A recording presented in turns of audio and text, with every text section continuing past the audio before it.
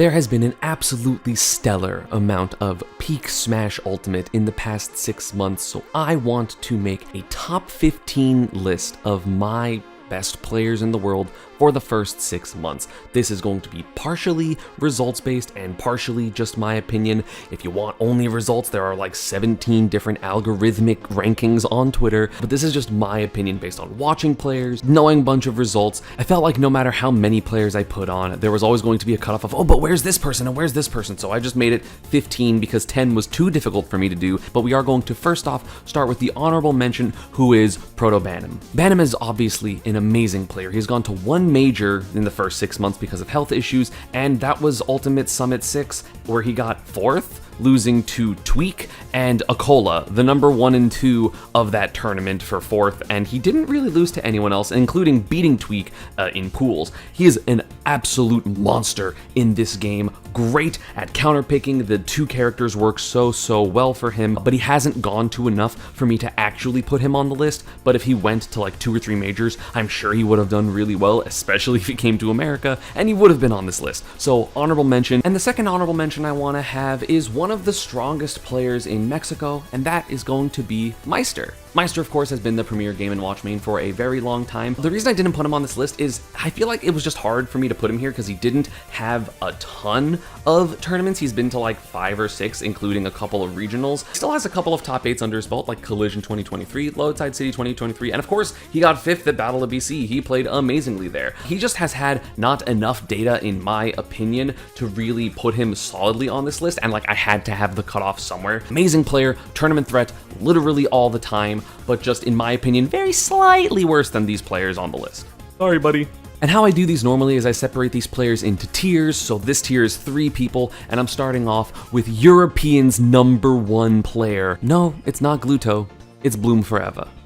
In my opinion, Bloom Forever has taken the title of best European player from Gluto, who's had it for, I don't know, like 2 decades or something like that, a long ass time. Bloom Forever has just been fantastic recently. He's barely lost any European events, and that really says something because there are a ton of good players in Europe, such as the aforementioned Gluttony, you have Siski, you have Tarek, you have Lugi. Bloom Forever just like consistently beats everyone. He's not really going anywhere else because he's a kid, but I really feel like Bloom Forever would do absolutely amazingly if he started to travel. I mean, before his ascension, right? He got like 17th at Double Down last year, and he's only got like not even better, significantly better. He's been going absolutely wild recently. He's making people think Bayonetta's like top 15, and that character's not that good. But that's how good Bloom Forever is. Like, he's doing like the Leo effect of people being, oh my god, Byleth is top 10 when that character's high tier. And I think he's lost to like 1 or 2 players in Europe, and one of them is like Abadongo, which isn't even fair. He is 8-0 versus Siski, 5-3 versus Gluto, 6-1 with Lugi. I really feel like he can make a monster bracket run if he went to either Japan or North America if he came back again, and I look forward to it because damn, he is impressive. The next player I'm going to mention is the number 1 Peach in the world, and that is going to be Mute Ace. When Mute Ace is playing well, he's literally like a top 5 player in the world. The thing holding Mute Ace back is unfortunately his inconsistency. Sometimes he's just playing worse if he doesn't treat his body correctly, and that can come in the forms of long travel, too many events back to back. But honestly, recently Mute Ace has been trying to really push what his body can do because he's been traveling a ton and kind of just winning. He won DreamHack Dallas, won a European event he got flown out to, Low Tide City, and of course is still doing really well otherwise. Again, the first time he lost to Spargo was at Battle of BC. He does incredibly well at basically every bracket he goes to, has a winning record over Riddles. He, didn't do well on the final day of Summit because he didn't have the right conditions for him to perform, and even then he lost barely Game 5 to both Karama and Gluttony, 2 fantastic players. So Mute Ace is kind of just one of the scariest players in the world. His consistency isn't there, so I can't justify putting him higher, but in my opinion, Mute Ace is a top 10 player, like skill-wise. He's oh so good, and he is making a ton of great content that y'all are enjoying. Again, I will link his YouTube down in the description. Go check him out. And the last player in this part of the list is going to be the #1 Mario in the world, fitting that Mario and Peach are next to each other, Kurama. Kurama is obviously a fantastic player. People have had a ton of eyes on him since his breakout performance at the Ludwig Smash Invitational last year, and he's been playing really solid and really consistently. He's still been doing really well, really solid, consistent player, right? He doesn't really lose to people you don't expect him to lose to, but he's also at the moment not really beating the super top players like he did at Ludwig's, so he's a comfortable around top 10, which is a ridiculous statement. It is so scary that a player like this good and this threatening is like probably not top 10 in the world, but he's still so good. Unfortunately, he did get 2 17th places this season, but those are his worst placements, and 17th at a major is like the best that I've got this season, so that just proves his lowest is better than some elite players' best placings right now. With a couple of top 8s under his belt, like Major Upset, DreamHacked San Diego, and of course recently crowned the 3rd, he's still a very large tournament threat. I just don't really know if I can put him in the tier of like, oh, they're probably gonna win a major type players, or they have won a major, like this next group essentially. So this clump is going to be 3 players as well, going to span from 12 to 10. Let's get into it with the first player of this part of the list. That is going to be Big D. It's incredible what Big D has done in this game with the character that people thought was bad and now think is broken. Big D is somehow one of the most consistent players in the world with a character that has like 8-2 matchups out of their favor. His worst placement of the season, unfortunately, was actually on his home turf at Battle of BC, where he got 33rd, but at the same time, he lost to Kameme and Mr. E. Sora Ice Climber seems awful, and Marth and Lucina versus Ice Climbers aren't fun either, and either way, those are still the elite players of those characters, but even then, he has some ridiculous wins. Of course, he got 3rd at Ultimate Summit 3, somehow he made it to Winners Finals, beating Akola, even though that matchup's super bad, but he's just consistently scary against basically every player. He's got wins on Tweak, he's got multiple wins on Kurama, like so many players on this list.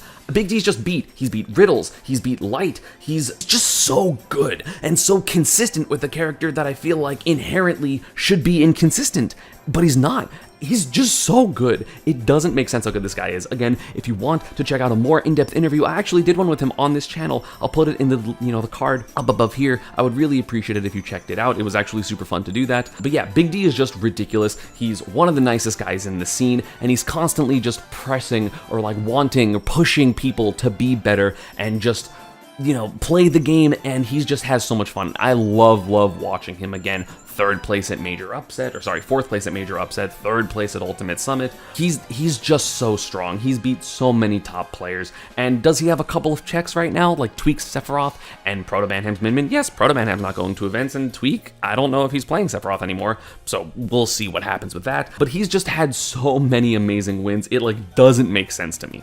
Probably one of the most underrated players in the world prior to their recent major win, and definitely deserves to be on this list right now, is Zomba. Zomba was definitely, super highly rated, and he got like 4th at Smash World Tour, and he also like top 3'd or 5'd that Genesis or something like that. He did really well, and then he had a little bit of a downswing where he was losing to Aegises and losing to like the hard matchups for Rob. Then this dude went to Japan, didn't do super great in Japan, didn't do bad. I mean, he got 9th of Kagaribi, and then he came back and he's been an entirely different player, arguably currently, like right now, the #1 player in the United States. He came back from Japan, got 7th at Battle of BC, beating Leo and Tweak and other players, and then won crowned the 3rd with no sets dropped, beating again Leo and Tweak and Sonics and Jackal and Shootone, the player that destroyed him at Battle of BC. I don't know what he's been doing. I don't know what he's changed in terms of his mentality. I can't tell if his Twitter is a troll or not, because he used to be a big complainer and now he's like the #1 not complainer, which is very odd, and I can't tell how sarcastic it is,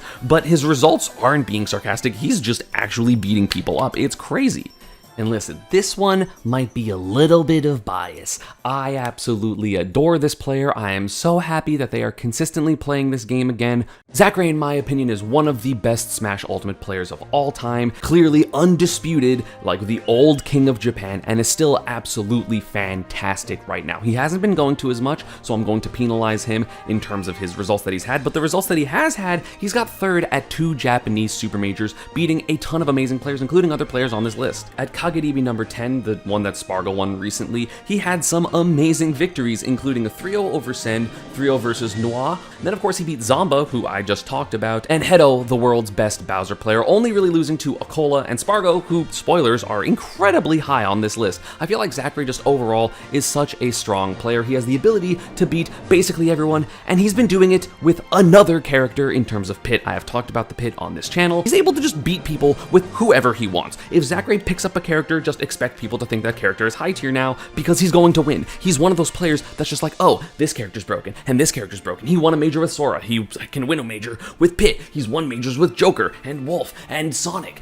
and Rob. I don't think the Sonic one's true, but like, he's just ridiculous. Listen, to me, Zachary's one of the best players in the entire world. He doesn't have the results for me to technically put him higher. This is my bias. This is the, hey, it's like partially, results and partially what I think. This is this part. This is the what I think. He's so goddamn good. I love watching Zachary. He's one of my favorite players. He was even one of my favorite players when he had his Game & Watch phase. Do you know how much I have to like a player to enjoy their Game & Watch phase?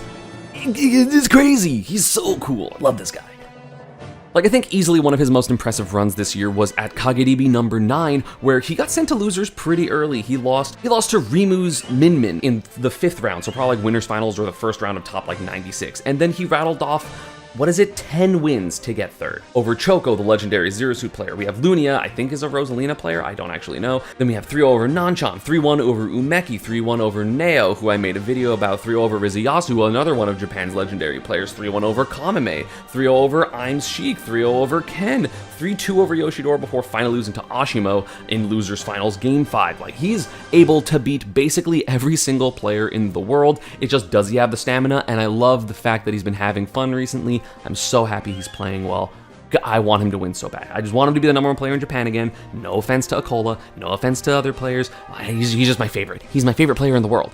So now with this next part of the list, it's actually a large clump. It is 5 players that round out the lower half of top 10. This is a 5-player group. I literally do not know how I was supposed to separate these. It felt impossible, so I simply didn't. The first one of these that I'm going to talk about is Light. Light is, of course, one of the most explosive players in the world. He has had quite good results, winning Momocon, getting 4th at Genesis, but he hasn't had the consistency that we knew him of, at least last season, where he was consistently getting like top 4 at worst. He played crazy last season, and he's just very slightly not doing that because of some amazing players that he's losing to. Like, this guy has wins on Tweak, on Spargo, multiple wins on Tweak. He's just played so well. He's also like Sonic's demon, which is pretty important considering Sonic's doesn't really lose to a ton of people. Again, 3rd at Genesis 9, 1st at Level Up Expo, but a couple of instances outside of top 8, including Collision, where he lost to Quandale Dinglingleting, aka D-Dog, and Tweak for 9th. Oh no. I mean, I know Tweak has been doing a little bit better versus him in general. Light either loses to the, oh, that player is just doing randomly super well this tournament, like Chase at Crown or, D-Dog at Collision, but mostly he also just loses to the super top players that he goes back and forth with, right? Because again, he can lose to Spargo, but he beats Spargo. He can lose to Tweak, but he beats Tweak.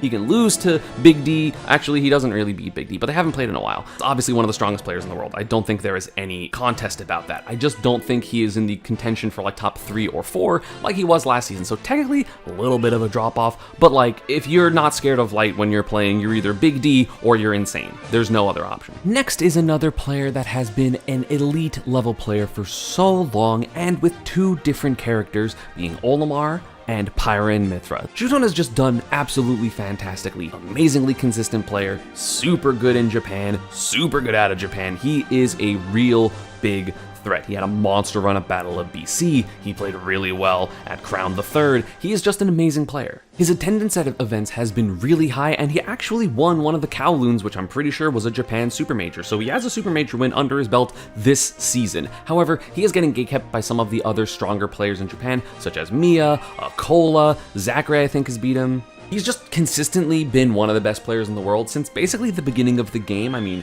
everyone remembers that Shuton down air to Pikmin, right? Beating a ton of top Japanese players, a ton of top North American players. I don't know how many European players he's played, but yeah, Shuton just one of the most just fantastic players in the world. He's so talented. He mostly plays Pyramithra now. He does not really play Olimar that often. He does against like specifically Samus, and I think he did versus Meister at Battle of BC. So it's mostly a counterpick character, whereas he is an Aegis main. Good stuff to him. I mean, mean, I think I put him at like 4th or 5th in my last list, so he's somewhere in top 10. He could be as high as 5th, I don't know. It just depends on what you value. And speaking of value, we have a high value player right here, one of the most explosive players with a huge fan base. Riddles is legitimately one of the scariest players in the world. When he is playing well, he's simply just goated. He has wins over a ton of amazing players: Leo, Spargo, Light. He won Collision. He did very well in Japan consistently, was the only North American player to do so. He does have a couple of low points in the season, being Genesis 9, he got 33rd. Battle of BC, he got 17th, but also the people he lost to at Battle of BC were Siski and Tweak. Not even bad losses, right? Like one of the best players in Europe, and Tweak is obviously an amazing player, but he got 7th at Kagadibi, losing to Dio and Dabuz, beating many amazing players. He got 2nd at Delta 4, only losing to Mia twice, but also beat Mia. He's just an incredibly talented player. He won Collision, beating Sonics with Terry, the reverse 3-0, beating SkyJ a couple times, beating Leo there. He's a surprisingly hard player to beat, considering the technically inconsistent nature of Kazuya. He's making it work really, really well. He's focusing on Street Fighter 6 recently, so I do not know if his results will drop at his future tournaments, because he's putting most of his time into Street Fighter, but I wish him luck, and if his results don't drop, that's honestly going to be even more impressive, because Kazuya is definitely a character you have to keep up with execution on, and if he's still beating ass, like if he wins CEO this weekend as of recording it, probably after it as of uploading it, it's going to be incredibly impressive, so good luck to him. Although I have to play him there, so I hope I win, but whatever.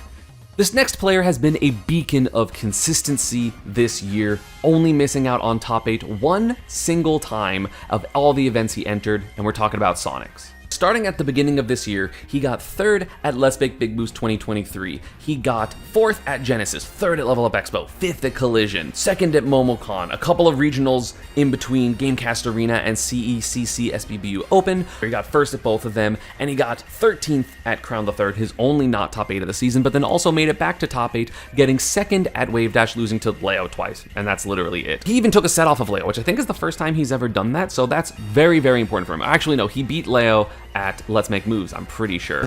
He's got a couple wins on Leo. He's an incredibly consistent player. He pushes Sonic's advantage state to the absolute brim. He has been putting in work in the Las Vegas local scene. He wins basically every local that's there. I think Capitancito has beat him a couple of times now. But Sonics is just an amazing player. He wears you down mentally. He does 70% in advantage state. He'll edge guard the hell out of you. He's one of the best edge guarders in the world. His advantage state is amazing, and he does it all in spite of everyone just kind of booing him because people don't like Sonic. So the mental capacity you need to just know you're against the crowd the entire time and still just body people left and right, not veering away from your own personal style, is incredibly impressive. Worthy of respect, absolutely. He was the player I was the closest to putting at hard number 5, but the reason I didn't is he hasn't won a major this year, so I couldn't really justify putting him in a higher tier, so unfortunately that means that Sonics is in this 9 through 5 area. This player I honestly think is actually just in number 5. I think that they are a bit separated from the players below them, but are not quite at the level of the players above, and we are talking about the undisputed best player in the world throughout Smash Ultimate, MKLeo. Leo has won 2 majors now, being Wave Dash 2023 and of course Genesis 9 at the beginning of the season. However, Leo hasn't really been doing particularly well. He did not top 8 at Summit, he did not top 8 Collision, he did not top 8 a couple of other tournaments including Battle of BC, which was a huge tournament. Of course, he still has some amazing victories, right? Beating Mudace twice in Grand Finals, beating Light, he beat Spargo at Crown the Third. He has a bunch of amazing wins. It's Leo, of course he has good wins, but he does have a couple of recent demons, being Pikachu in general. Shiny Mark beat him at Collision, and I have a strong record versus him. He loses to Riddles a lot, he's lost to Shootone. He's just having a hard time against some players that he ordinarily didn't. Tweak has had a good recent record versus him, and he's lost twice recently to Zomba. So he's had a couple of players that beat him more, and not only does someone beat him, right? Because Leo had often lost in winner's bracket. He lost to Mars, he lost to insert whatever player, right? But he would always crawl it back in losers and win the tournament convincingly, but he hasn't really been doing that. I mean, his longest losers run to win a bracket was he made it to winners finals at Genesis, lost to Mudace, beat Light, and then beat Mudace twice. That's not the Leo that we're used to, and he hasn't made these long, deep losers runs that we are accustomed to seeing when Leo loses in round of 16 or winners quarters. He's like, I'll just win the event anyway. He hasn't been. He's been going through a sort of character crisis, being like, I'm going to hard main Aegis, losing at Battle of BC, and then we haven't seen the Aegis since. Like, we didn't really see it at Crown the Third, as far as I'm aware. We didn't really see it at Wave Dash, which he just won over Sonics twice with Corrin and Meta Knight, and he used a ton of characters. Leo's not the beacon of consistency that he was. Is he still the top 5 player in the world? Absolutely. I think, right? He has the power to just beat anyone at any time. He is amazing. He is literally still the best of all time by far. He's just not the best right now. I remember the last time I made this video, I was like, yeah, he's Leo. He's the best. He's had some up and downs, but it's Leo. Look at what happened at Ludwig's. But he hasn't had look at what happens at this tournament since Genesis, and that was 6 months ago, which has the least amount of weight in this current season in my head because the meta has advanced in the last 6 months. You know what I'm saying? Leo, obviously, still amazing. Can clearly be the #1 player in the world at any time he, decides to, basically, but he hasn't been recently. So he's number 5. So now we have number 3 and number 4. I think both of these players are interchangeable depending on what your biases are. They are both so strong, so amazing, so consistent for the most part. And the first one we're going to be talking about is the Game & Watch prodigy from Japan, Mia. Mia has been on a tear, specifically in the past 4 or so months. He had a pretty rough showing at one of his first majors of the year, getting 33rd or 49th or something. But in the past 2 to 4 months, he's clearly been the second best player from Japan under Akola, who, spoilers, is above him on this list. He's won multiple majors, multiple super majors this year alone in Japan, and the couple of times he's come to the United States, he's done really well. He got first at Apex last year. He got 5th at Battle of BC, which was the most stacked tournament on North American soil, I'm pretty sure, this year, only losing to Akola and Kameme. Still literally 2 Japanese players. He went to North America to lose to 2 Japanese players, and he has a winning record over Kameme as far as I'm aware. That was his first time losing to Kameme in 7 months. He's beat him at literally every other time they're played, and the one time he lost to Kameme, he beat him twice in grand finals. So Mia is just amazing. If you look at his Smash data page, it's 1st and 2nd and 1st and 2nd and 7th to Kagedimi number 10 because he lost to the Meta Knight player Matara in pools and then made it all the way to 7th, losing to Spargo, the eventual winner of the tournament. So, it happens, right? Bullied Riddles when he came to Japan. He was the only person I'm pretty sure that Riddles lost to other than Dabuz, and is just constantly doing well. He goes neck and neck with the other elite players in Japan, such as Shutone, Yoshidora, Kameme. He's taken a couple sets off of Akola. He's just not consistently beating Akola, so Akola is still the reigning champion of Japan. But yeah, Mia is crazy right now. He's one of the scariest players in the world. I personally would be terrified to play him, but I got the meme brawler. No, he would beat my ass. He beats most people's asses. He's so good. He's insanely talented. And for the number 3 or 4, the other player is the champion of the United States as of now, in my opinion, and that is still Tweak. Honestly, if I made this list 2 months ago, he would have been in my top 2, absolutely no questions asked, with a 2nd place at Summit. I think he lost to Proto Banham in a pool set and then didn't lose until grand finals against Akola twice. He has done really, really well consistently throughout the season. He got top 8 at Genesis. He won Let's Make Big Moves. He got 2nd at Main Stage at the very end of last year, 7th at Collision, has won a couple of regionals, 1st at KawaiiCon over Gluto and Mars. He didn't make top 8 at Battle of BC, but that's his only miss in top 8 in the entire year, which is incredibly difficult to do considering there are players above and below Tweak that have also missed top 8 a couple times this year. It's just an impressively hard feat to do. I mean, Mia, the player in this, has got a couple of not top 8s. Leo, Sonics is everyone's missed a top 8, except I think for one player. Tweak is absolutely insane. He's been doing so well. He's lost to Zomba the last couple times he's played him, and he's randomly losing. He still has a problem with Steve, losing to both Onan and Akola, but those are also the 2 best Steve players in the world. He has one of the strongest resumes versus Spargo, which is very important. He's been doing well versus Leo. He's done well versus Sonics. He does well versus everyone he plays. He's clearly one of the top players in the world. He's won majors this year. He's gotten really close a couple of more times. He's just so consistent right now. He's winning or getting top 8 basically every time. He is just a name. If he's at the tournament, he's gonna be in top 8. It didn't happen at Battle of BC, and it didn't happen. No, just that. It just didn't happen in Battle of BC. That's the only one, and that was such a hard tournament where, again, he ended up losing to Zomba and Meister, so 2 still good losses, right? Yeah, Tweak is amazing. He would have been in my top 2 3 months ago, but these other 2 players have just been more consistent and more scary, so let's get into the top 2. These 2 players, Akola and Spargo, are so close. They are clearly, in my opinion, right now, the 2 best players in the world. Both have won multiple majors. Both are terrifying. It literally just depends on what you value. And because of what I value, the number 2 player in the world currently is Spargo. Now listen, don't get me wrong. If you say Spargo's the number one player, I'm not going to argue. There is no argument to be had, right? Like, I think either of these players at number one and number two are perfectly legitimate, perfectly reasonable, unless you're just like, I hate Steve, in which case, shut up. Spargo, for the first time since lockdown ended, did not make top 8 at Crown the Third. It's his first non-top 8 in like 2 years at an open bracket. He also didn't top 8 at Summit, where he got 13th, losing to Void in losers bracket, and like, I think it was Rama, but he has, I think, more first places, especially on North America, than any other player. He got first at Battle of BC, kind of decimating everyone. When he beat Mudace, he basically won the tournament, right? He got first at Kagedibi number 10 after losing to Yaoda. He went through a crazy losers run of people that I'm not going to try to quickly pronounce. So, names such as YOC, EK, Ashimo, Ken, Mia, Yoshidora, Dabuz, Zachary, and Akola twice, and none of those were close. Like, no one brought him to a game 5. I think maybe Ken did, but the game 5 was not close.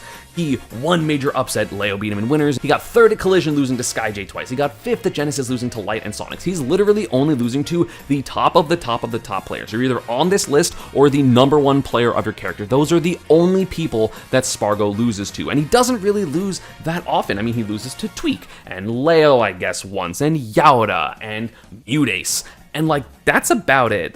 And Riddles. That's like all he loses to. He literally only loses to top 10 or 12 players. And he has, of course, the only player in the world, I'm pretty sure, that has a winning record on Akola. The only player in the world, that's it. He's won multiple majors. He's made it look not even close sometimes. But the only thing that I give him a little less credit for compared to Akola is he's gone to significantly less. He's gone to a lot of majors, but Akola is like an absolute grinder, so let's switch to him. Akola is a literal monster in this game. His Steve, his Aegis, we saw the DK come out of Battle of BC and almost take a game from Spargo. He has just been doing absolutely fantastically. So let's go over his resume. First at Umabura SP9, 7th at Genesis 9, losing to Spargo and Mudace, literally the only two people that can basically beat him on a somewhat consistent level. He got first at Kagedibi number 9. He got 3rd at Maisuma Top, losing to Ken and Mia. He got 1st, Karisuma SP15. He got 1st at Tamasuma Kyokan number 2. He got 1st at Maisuma Top 12. He got 2nd at Kagedibi number 10 to Spargo. He got 1st at the Battle of BC pre-local. He got 2nd at Battle of BC, only losing to Spargo. He just basically only loses to Spargo and Mudace. Those are the only two players that can basically beat him on any type of consistent level, because the players that do beat him in Japan, sometimes like Ken, Yoshidora, Mia, he still has a healthy winning record versus. Of people that have played him more than once, of players that have played Akola in more than one set this year, he has 1 losing record to Spargo.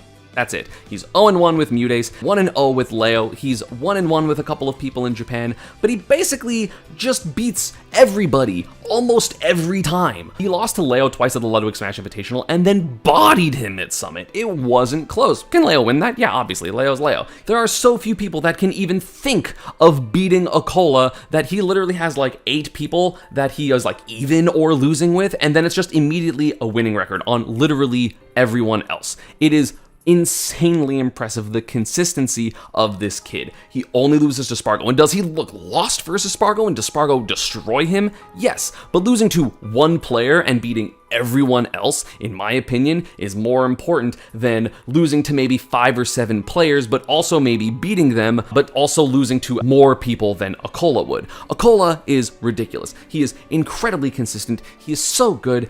Like, it doesn't make sense that he just doesn't lose. Every Steve player randomly loses. Every Steve player has those outings where it's like, oh, they got 25th, oh, they got 49th, literally all of them, except for Akola. I don't know what it is about him that just makes him so much better. He is ridiculous. He won Summit through the longest losers run ever after losing to Big D, right? Like, he beat the best players in the world back to back to back to back to back. Like, it was insane. He has a winning record versus basically everyone in the entire world.